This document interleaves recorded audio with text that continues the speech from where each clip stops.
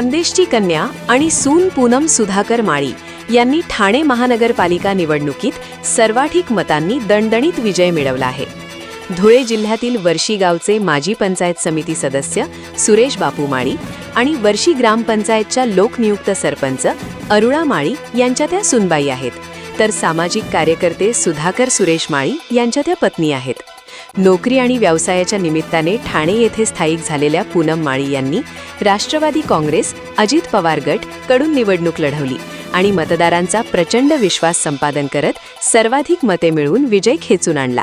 या ऐतिहासिक विजयाचे ठाण्यासह खानदेशात मोठ्या उत्साहात स्वागत होत आहे. शिंदखेडा वर्शी परिसरात फटाक्यांची आतिषबाजी, गुलालाची उधळण आणि ढोल ताशांच्या गजरात जल्लोष पाहायला मिळत आहे. खानदेशच्या मातीतून आलेल्या पूनम माळी यांनी ठाण्याच्या राजकारणात नवा इतिहास रचल्याची चर्चा सर्वत्र सुरू आहे. प्रखर न्यूजसाठी चेतन माळी, वर्शी.